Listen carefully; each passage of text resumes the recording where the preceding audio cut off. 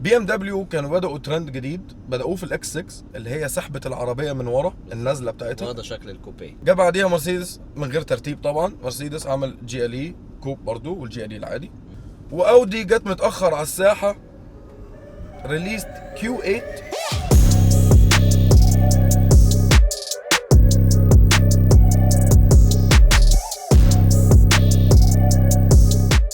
اول مرة تدخل في برودكشن كانت في 2019 ونزلت دلوقتي هي معانا اللي هي كيو 8 2021. انا هبدأ لك بقى من بره عشان دي بالنسبة لي the most iconic Audi SUV تنزل وهتعرف واحنا قاعدين بنتكلم عنها. يلا بينا. نبدأ من قدام. العربية عليها اكبر جريل اودي اشوفه في حياتي، يعني هو خد الجريل الطبيعي بتاع اودي بتاع العربيات الصغيره اللي هو بتاع ان شاء الله بتاع اي 7 وعمل لها كده لحمه. ما هي عشان تمشي عمل لها كده شكلك والله كده، هي عمل لك، هو فتحها على قد ما تقدر، بس هو ماشي مع حجم العربيه وشكلها، لان هو اودي من زمان على حتى العربيات الصغيره. فاكر ار 3 كانت عامله ازاي؟ الجريل كبير، فهو ما ينفعش يبقى الجريل بقى قد العربيات الصغيره، فعمل لك حاجه تمشي مع السايز. الحاجه الاساسيه في اودي اللي هم طول عمرهم مبدعين فيها الهيد لايتس بتاعتهم، ديزاينا وبرفورمانس ومفعولا. أيوة. هم عملوا يعني عملوا الهيد لايتس، هي ليزر هيد لايتس طبعا، والاول مره في تاريخ الاس يو فيز بشكل عام يبقى ليزر لايتس هيد لايتس وتيل لايت، تيل اللي ورا. كل اللي ورا بيعملوهم ال اي دي عادي، ده عاملين ليزر وسيكوينشال زي ما انت شايف. الويلكم بتاعته لما تيجي تشغل العربيه وتطفيها، فاهم، بيعمل لك الحركه بيدلعك. لا داخله وخارجه يعني احلى من بعض بصراحه. اودي اصلا بدا حوار ان هو يكون غير من الانوار بتاعته من ايام الار 8. كل الشركات يعني مشوا على نفس الفكره، بس لسه اودي هي اللي في المقدمه من وجهه نظري في الموضوع ده. لما تبص عليه النور حلو عشان انت في حته مش مركز معاها. اول لما تبدا تبص على الهيد لايت تبص تحت هتلاقي في حته زياده من الهيد لايت، في لمبه زياده. ده لما بتيجي تتايم لما تيجي تعمل الهاي بيم، تقلب الهاي بيم او تقلب نور، ما هو دي حاطط لي واحده زياده. لو انت ما تركز فيه هو شكله وحش، شكل الفانوس نفسه، بس شكل ال اي دي وهو منور او الليزر لايت بتاعك وهو منور، لا هو اودي. ده غير بقى انه العربيه قدام عشان هي اصلا فيها 360 فيو، فهتلاقي في كاميرا قدام، في كاميرات على اليمين وفي كاميرا ورا بالظبط، عشان يديك 360 فيو المحترم اللي انت بتشوفه دلوقتي. هنشوفه دلوقتي بتفاصيله 360 فعلا زي ما قال الكتاب، وانت بتلعب كأنك بتلعب بلاي ستيشن. العربيه حطها حطها لك في المكان اللي انت فيه. نيجي جنب العربيه طبعا ده بيبين لك الكونسبت اللي احنا كنا بنتكلم عليه اللي هو السحبه اللي ورا، الديزاين الكوب. بالظبط. وغير ان هي كوب، ان هي عاملين برضو فكره الفريملس ويندوز. الفريملس ويندوز دي اعتقد اول اس يو في اركبها بفريملس ويندوز اصلا. يا اخي انا عجبني. انا ليه بس مش عجباني او ليه ضد الفكره؟ عشان البراكتيكاليتي بتاعتها. خلينا نقول بطاريتك وقفت منك، مفيش كهرباء في العربيه، حلو، فتح الباب يعني كسر ازاز. غير بقى انه الباب شفط وده حاجه طبيعيه، بس ابطا شفط في العالم. ابطا شفط يعني على الاقل بياخد له 3-4 ثواني. موفينج اون بقى تو ذا ريمز. واحد بيجي طبعا سايزات غير بعض، بيجي 20 انش وبيجي 21 انش وبيجي 22 انش. الرنجات اللي معانا دلوقتي دي 22 انش بتيجي مع الاودي اكسكلوسيف. عايزك تنورني كده وتديني ايه الكاتيجوريز بتوع العربيه لو سمحت. الكاتيجوريز بتاعت العربيه اوكي. اللي موجود عندك الاس لاين وعندك اس لاين لكجري وعندك الاكسكلوسيف. اللي معانا دي هي الاكسكلوسيف، هي اس لاين برضو اكسكلوسيف. تايرز بتاعتها 285 40 على الاربعه. اس لاين ده اللي هو الكت زي ما اتكلمنا عن قبل كده ان هي مش اس كيو 8، هي مش انجن، هي بالزبط. بس اس لاين اللي هو البودي كيت الخفيف بالخفايف الصغيره اللي موجوده دي بالظبط. طبعا بره وفي ناس هيجي يقولوا لنا صحيح ان انتم ممكن بيجي لكم الديزل انجن، ممكن بيجي لكم سبيكس ثانيه غير بالزبط. احنا بنتكلم على السبيكس اللي بتيجي الامارات. الوكيل الاماراتي النبوده ما بيجيبش غير اس لاين و3 موديلز اللي هو قال عليه بالظبط. ده غير بقى طبعا الاس نفسها الاس كيو 8 والار اس كيو 8 دي حاجات ثانيه، كاتيجوريز ثانيه انا بعتبرها عربيات ثانيه. نروح لورا عربيه اوكي. اتكلمنا على السيكوينشال ليزر تيل لايتس. والسيكوينشال ليزر لايتس ما بتجيش الا على اللكجري، يعني لكجري وما فوق. اول واحده اللي هي الاس لاين بتيجي انوار طبيعيه، بس هما بيجوا كلهم ليزر برضو. ليزر طبعا بيجوا انوار طبيعيه من غير سيكوينشال. من غير السيكوينشال اللي هي بتتحرك كده بالطريقه بتاعت اودي الجديده يعني. في بقى موضوع جديد اودي بداوا يحطوه على عربياتهم وزاول ناس كتيره ما فيهم احنا الامبلمز اللي ورا. الامبلم اللي على الشمال هتلاقي طبعا اسم العربيه كيو 8 طبيعي جدا. الامبلم اللي على اليمين بتلاقي بقى ايه الانجن اللي هو بقى مكتوب بقى تي دي اي تي اف اس اي ايا كان ايه، وبيكون في رقم جنبها. تمام.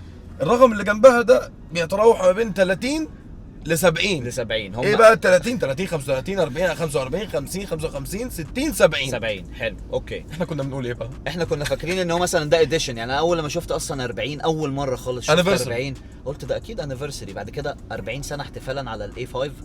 ازاي؟ لا والغريبه ايه بقى ان احنا كنا بنشوف 40 على اي 5 وبعدين كنا بنرجع نشوف 50 على اي 5 وساعات 35. ايه العربيه دي مكمله كام سنه إيه في إيه؟ فالموضوع زاولني يعني. تمام. الفكره فين؟ هي فكره سهلت على اودي بس هي صعبت على الناس اللي بتشتري. 30 ده بيقول لك انه السيريز اللي هو مكتوب عليه ده زي برودكت كود، بيقول لك مثلا العربيه اللي مكتوب عليها 30 تعرف ان الهورس باور بتاع العربيه دي بيبدا من 109 ل 128 حصان. تمام؟ يعني هو من الاخر عمل كاتيجوريز للانجينات بارقام، انه مثلا ال 55 من 328 ل 368. احنا 340 حصان و460 نيوتن متر اوف تورك على انجن 6 سلندر تيربو تشارجد. تمام. 3 لترز 7 سبيد اللي هو الترانسميشن بتاع اودي. مستغرب ان هو مش 8 9 10. ما شفتش ان انا محتاج مجربين عربيه هاي واي وطلعنا ورحنا وجينا وبتاع. حلو. نقله الجير حلوه. بيلقط بسرعه مع ان هو مش دول كلاتش ولا اي حاجه، هو عادي جير عادي خالص. ممكن اديك بقى الموضوع ده اللي ما عجبنيش فيه، دوس في الريس 1 2 3 4 لحد وبعدين ما بدأت بالظبط. فيها ديلي غير طبيعي، ديلي غير طبيعي. ده حقيقي. حوالي 3 4 ثواني، ده خساره، كتير ده كتير. كتير. والمشكله الثالثه بقى ان انت مع الانجن ده ما عندكش ولا نقطه صوت. حلو. ما عندكش حاجه خالص. ليه بقى؟ او اصلا عارف الموضوع ده، فانت لو بصيت على الاكزوزات اللي ورا هتلاقي اكتر اكزوز فيك ممكن تشوفه في حياتك. هو ما فيهوش هو قافلهولك، هو عاملها لك زي مستطيل كده ولا اي حاجه. تبص بقى تحت هتلاقي الاكزوز اصلا الطبيعي اللي موجود هو عامل كده وطالع حديده. عندي احسن كتير ان هو بدل ما يبين لي الحديده بشكلها وحش يخبيها لي بالمنظر ده، احسن ما يضحك يعني انه ما يضحكش عليا. ليه يضحك لما انت تكون عامل عربيه زي دي؟ بص اصل العربيه ما فيهاش غلطه من بره. ده حقيقي. حلو. تقوم مكملها لي يعني كام الف دولار، كنت ممكن تظبط البايب ان هو يبقى شكل الاكزوز اللي انت مديهوني. يعني فكره جديده مش كله بيعملها بس فكره كويسه يعني. نيجي بقى على الدرايفابيلتي بتاع العربيه، فهي صدمتني من ناحيه كام حاجه كده، عشان انا بقارنها بالحاجات العاليه اللي معاها. يعني كيو 8 فهقارنها بالرينج روفر سبورت، هقارنها بالجي ال اي، هقارنها بالاكس 6، هقارنها بعربيات كتيره، هقارنها فهي اوريدي في رينج عالي. جدا. فمنافسينها عاليين طبعا. نويز كانسليشن اللي جوه الكومبارتمنت من جوه في ايزوليشن مش طبيعي في الصوت بصراحه، مبهر صراحه. ايوه.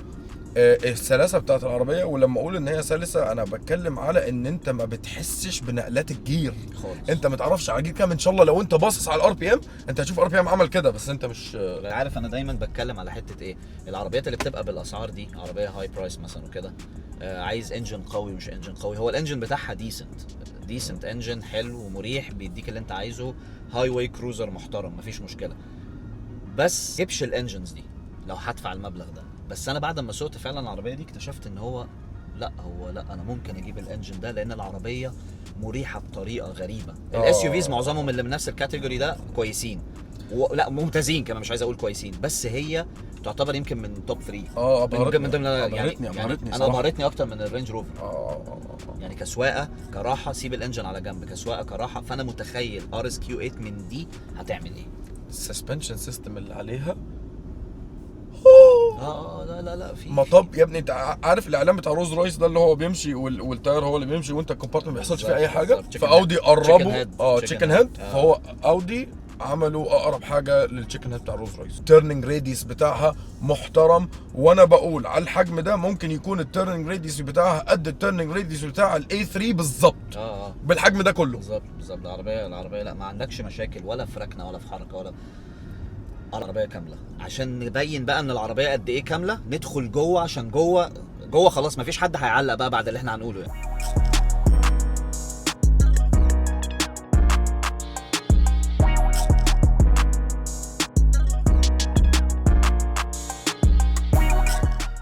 لو اي حد كان بيتكلم بقى عن الاودي مش اب تو ديت مع العربيات اللي موجوده زي ما احنا قلنا في الار اس 3، فهم غيروا الجيم تماما وعلوا على الناس الثانيه. طبعا دي هي الاي 7 من جوه النيو جنريشن. لعبوا بقى الطريقه صح، مفيش بقى حوار ان الشاشه تطلع وتنزل زي زمان. حطوا لك شاشتين، شاشه للكلايمت كنترول وشاشه اللي هي بتاعه الانفوتينمنت سيستم بتاعك الام ام اي بتاعك. الاثنين فيري ريسبونسيف. اوكي، وده التعليق اللي لازم هتكلم فيه على موضوع الريسبونس بتاع السكرينز. يا جماعه الموضوع ملهوش علاقه بان انت عندك تكنولوجي فبتعمل لي شاشتين في اي عربيه بتعملها ويبقى الريسبونس بتاعك فيه ديلي غريب. الناس دي لما قررت تعمل شاشتين وعندك الفيرتشوال ديسبلاي اللي موجوده هنا، الناس دي فعلا عارفه هي بتعمل ايه. الريسبونس هو ريسبونس ايفون.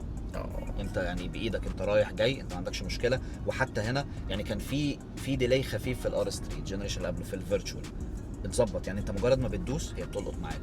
فدي حاجه ريسبكت، ما عنديش اي تعليق على الموضوع ده غير ان انا مبسوط جدا. والحلو في ايه ان هو حتى شايف البيانو بلاك اللي ماشي ده، انت لو طفيت الشاشه هي ويل ديزاين العربيه، انت مكمل كل يا ابني ده بالاي مع- سي برضه بالتريمينج بالسيلفر، العربيه ويل ديزاين. والالوان حتى يعني انت شايف الجلد اللي هنا ماشي مع السيلفر اللي هنا على الاحمر الشموع نازل على الاسود. عربيه شيك، عربيه لابسه، عربيه طالعه ديت مبدئيا، عربيه طالعه ديت يعني. عربيه طالعه ديت. وعلى موضوع الالوان، انت شفت كم لون امبيانت لايتنج تقدر تلعب فيه؟ الامبيانت لايتنج يعني في اي عربيه. خلينا، انا كنت دايما بقول ان البي ام دبليو اكتر عربيه الامبيانت لايتنج بتاعها مظبوط. الى يومك ده في العربيات اللي احنا جربناها مفيش حاجه أيوة. عدت الامبيانت لايتنج بتاع بي ام دبليو الى ان ركبت الكيو 8. عندك الستاندرد كولرز اللي موجوده تمام، ومسمينهم بقى، مش مسمين مثلا جرين وايت مش عارف ايه، لا مسمين لك امبولس، كاريبيان، مش عارف سولار، فاهم، حاجات غريبه كده. اوكي، عندك تختار الالوان دي اللي هي الستاندرد، ومن تحت بتقدر تخش على الالوان اللي هي اوريدي هم بقى من كترهم مش مسميهم خلاص، هي ديجريز. هو حاطط لك ديجري بالظبط 1 2 3 4 5 6 درجات الاحمر، درجات الازرق، اصفر، كل الالوان. هو حاطط لك الكالر باليت بتاع جوتن ده بالظبط. هو حاطه لك هنا تمام، وتختار البرايتنس بتاعه وانت كده تمام. وده خلاني مش عايز اسوق العربيه الصبح، العربيه تتساق بالليل، بالذات مع كلمه كواترو اللي هنا دي. بتغير الالوان بتاعتها وبتاع، وممكن تقلب الالوان، يعني ممكن اللي فوق حاجه واللي تحت والعكس. هنرجع نقول العربيه فيري فيري ويل ديزايند، عشان مفيش حته لما تبص عليها طالعه من مكانها خالص. كل حاجه راكبه، يعني حتى لو بصيت على هنا الشاشه داخله جوه، تحس التريمنج بتاع العربيه، كل حاجه. الفوليوم اللي فيه ناس كتير بتكومنت عليه يقول لك الفوليوم ليه دايما في الجنب. لا، هو انا بحس نفسي دي جي وهو هنا في الجنب. ايوه يا ابني، وانا عايزه هنا، عايزه يفضل هنا ما اتغيرش، لا تحطه فوق ولا تحطه ولا اي حاجه، زي مكانه بالظبط. عندك المكان، الجير مش مغطي زي في عربيات كتير بتلاقي الجير عالي فالزراير اللي تحت، زي رينج روفر الجير عالي، السكرين اللي تحت انت متعطل فيه زراير مش عارف توصل لها بسبب الجير بص عامل ازاي. كان عندك تعليق على شكله؟ انا عندي تعليق على شكله عشان انا ما بحبش الجيرز العريضه. حلو، مستطيل او مربع. بس انا ليه كنت بقول كده مثلا؟ عشان الجير ده كنت بشوفه مثلا على الدوج تشارجر والدوج تشالنجر، فالعربيه من بره ومن جوه مديك كده واحد منجايه فعلا كده. اما هنا بالظبط، فهي لايقه على العربيه. وبص الماسكه مريح. ايه الحاجات اللي قدامي بقى؟ الحاجات اللي قدامي يعني نبدا من فوق السكرين طبعا في حاجات الطبيعيه بتاعت الميديا وتليفون، افليكيشن، راديو، كل الحاجات دي. كار بلاي، طبعا ابل كار بلاي واندرويد اوتو ومن غير سلك الحمد لله، مع ان الار اس 3 كانت بسلك. هندخل على الكار، طبعا انت غير السسبنشن سيتنجز. هما سسبنشن سيتنجز بتغيروا حسب الدرايف مود بتاعتك، او اللي درايف سيلكت اسمها بالظبط، صح كده. بيديك اختيارات اللي هي اوف رود، اول رود، افشنسي، كومفورت، اوتو، واللي هي الدايناميك اللي هي بتاعت اللي هي سبورت مود بتاعتهم. وطبعا انديفيدوال اللي انت تعمل المود بتاعك زي ما اتكلمنا قبل كده. تمام، حلو. الحاجه اللي لسه مش عجباني في اودي ان هم ما عندهمش سبورت باتن، او ما عندهمش اودي سيلكت باتن يوديك. هم عندهم شايف هنا امبيدد في السكرين اللي تحت في درايف سيلكت فوق وتحت، بس دي لما تدوس عليها بيجيبك هنا وتبدا انت بقى تختار انت عايز انهي واحده فيهم. ايه المشكله فين؟ ان انت بيكون عندك اللي هو السبيشال باتن اللي في الستيرنج ويل، اللي هو الستار ده بتختار اللي انت عايزه، اللي انت يعني عايز اختار انت الزرار ده عايز يعمل لك ايه. الله ينور عليك. مش حاطين من الاختيارات درايف مود مع ان ده الباتن الوحيد اللي لازم يكون درايف مود. لو انت مش حاطط لي هنا، انا محتاج لما انا ادوس عليه توديني دايناميك، ارجع تاني توديني اللي انا كنت فيه. انا باصص لاودي من ناحيه تانية يا اخي. انا بشوف اودي برضو بيهتموا بالحاجات دي لما يروح على اللاين اللي هو فعلا اللاين ده عشان تجري، فبيديك احساس السبورت، لان انت عندك زرار الار اس، فانت بتدوس بيعمل لك السيتنجز بتاعتك، غير لك شكل العداد. انت العداد هنا عندك شكلين بس، يا اما تخليه كله فول ماب تمام، عددين صغيرين على الجناب اوكي، يا اما عددين كبار زي ما انت شايف كده والماب في النص، وتقدر تغير بقى الماب، تقدر تعمل مثلا فيول ايكونومي والكلام ده كله تقدر تغيره. بتيجي على الار اس عندك اللي هو العداد اللي مايل بالشكل ده، اللي هو شكله ديجيتال كده شويه، والار بي ام كله هو لاين بالظبط كده. انا شكله مش عاجبني قوي، مش هخش في تفاصيله، شكله مش عاجبني، بس ده متخصص الار اس مود، عمل لك مود للار اس بالظبط. فعمل لك الزرار بس في الار اس، عمل لك المود ده بس في الار اس.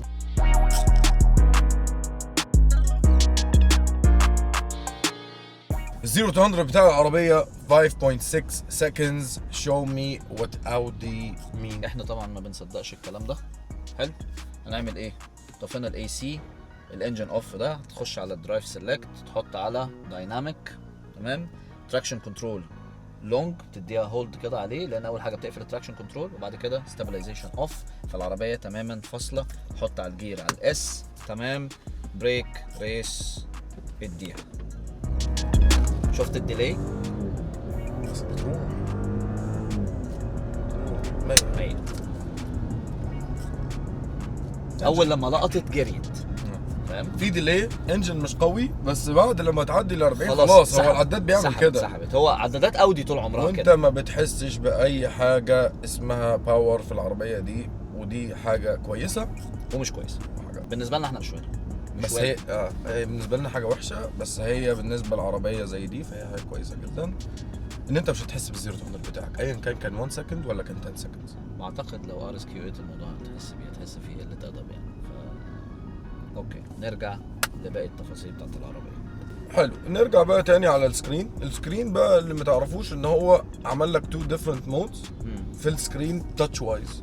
لما بتدخل في السيتنجز بتختار يا اما التاتش سكرين بتاعك يبقى تاتش، يبقى عادي اول لما تلمسه يعمل، او هابتك. اي حد عنده مثلا لابتوب ماك هيعرف ان في التاتش باد كنت عندك الاختيارين دول برضو، ان انت عايزها تاتش ولا عايزها هابتك. هابتك ده اللي هو لما تدوس عليها كأنك بتدوس على زرار، يعني انت ما بتلمسش، لا انت بتلمس وتزق، هتسمع كليك. وهي اساسا هي تكنولوجي يعني، باختصار هي انت ما بتدوس على زرار وهي الشاشه زي ما هي، بس هي في زي فايبريشن صغير كده بيديك احساس ان انت دوست على حاجه. اي سي من اوله لاخره. بص العربيه فيري ويل ديزايند. اللي عمل الانتيريور بتاع العربيه دي والاكستيريور كمان ديزاينر مش بتاع عربيات. طبعا في الكار ديتيلز دي فنانه. النافيجيشن بتاعك انت يعني احنا دلوقتي 180 ديجريز ساوث. الكوردينتس بتاعتك، الستيرنج انجل طبعا بتاعتك بيوديك ليفت كذا ديجري، رايت كذا ديجري. الافشنسي اسيست ده اللي هو في انتليجنت كوستنج، اكسلريتور بادل فيدباك، بريدكتيف مسج. الليله دي هي ايه من الاخر؟ انتليجنت كوستنج دي لما تبقى سايق العربيه فجاه هيطلع لك، هتلاقي بهزه دوسة البنزين البدل نفسها وبيطلع لك علامه كده انه شيل رجلك من على البنزين، ريح رجلك شويه عشان نوفر لك شويه. الله ينور يعني عليك. ايه انتليجنت كوستنج؟ ان هو بيقيس ان انت دايس دوسه زياده مأثره على الفيول افشنسي بتاع العربيه، فبيقول لك شيل رجلك من على هو بيقول لك عارف، بيقول لك ساعدني عشان اقدر اساعدك. غير كده بقى هي طبيعيه وجميله طبعا، فيها الدرايفنج اسيستنس اللي هو الاودي بري سنس اللي هو الكاميرات والسنسورز اللي حواليك، فاهم؟ سنسورز اللي هي كانها زي 360 يعني، والادابتيف كروز كنترول، وان هو يسيب الديستنس قدامك. وطبعا فيها اللي هي الباركينج اسيست برضو. اللي كلها بقت خلاص دلوقتي حاجات كلها كل دي بيسك. عندك السيتس، ادخل على السيتس. انت دلوقتي عندك السيتنج بوزيشنز عندك، انت تقدر تشتغل عليها من هنا، تمام. بس في الحته اللي تحت دي انت ما بتقدرش تغيرها غير من السكرين. تخش على السكرين وتبدا تزود وتقلل من عندك زي ما انت عايز. الشاشه اللي تحت عندك بقى كل حاجه بتاعت الكلايمت كنترول. الاوبشن بتاع اي سي ايكو.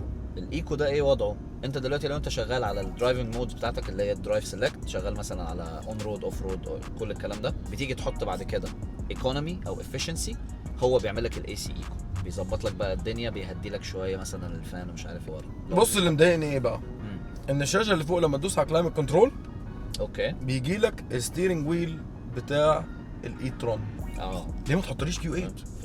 كل دي كود، كل دي انت مدلعني في كل حاجه. دلعني في الباقي. ندخل بقى على الستيرنج ويل بتاع الكيو 8.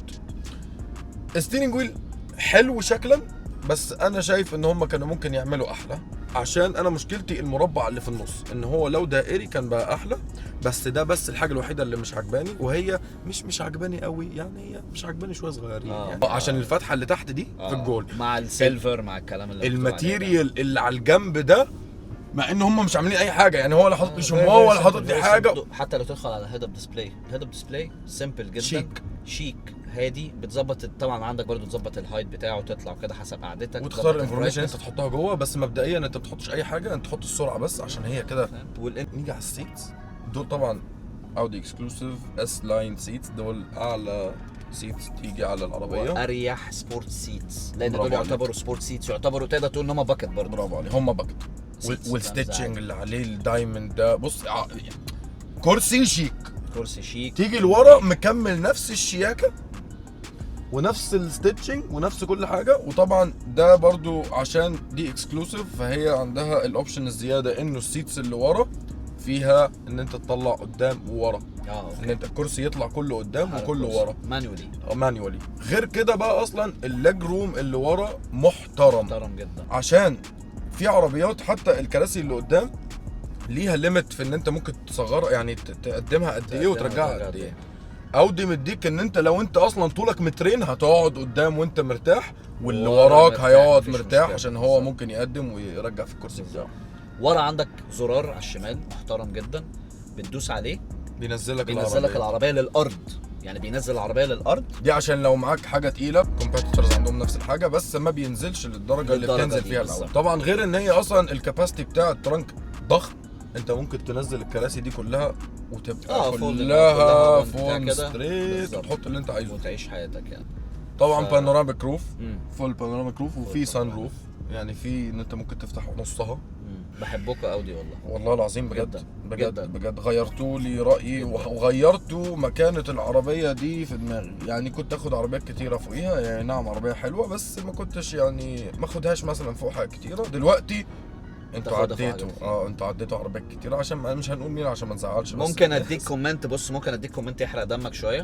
ده اللي انا كنت بتكلم عليه لما انت تعمل لي نيو جنريشن انتيرير. انا بتغير انتيرير، هو غير لي اللاي اوت، غير لي كل حاجه، غير لي شكل الستيرنج، غير لي العدادات من جوه، كل حاجه في العربيه اتغيرت. ممكن ده شبه الار اس 3 شويه بس طبعا اتعمل له ابجريدز وكده، لكن هنا المنظر ده ما بقاش الاودي اللي احنا متعودين عليه بقالنا مثلا 10 سنين اللي فاتوا. صحيح، هو ده اللي انا كنت بتكلم عليه في براندات تانية، ان هم احيانا بيفضلوا بس يغيروا لك، يضيف لك امبيانت لايتنج ويضيف لك مش عارف ايه، يعمل لك زي فيس ليفت. انت برضو ستيل بتبقى راكب، انت حاسس ان انت راكب نفس العربيه اللي بقالها 10 سنين بتنزل، بس هو عمال ايه يغير لك شويه حاجات.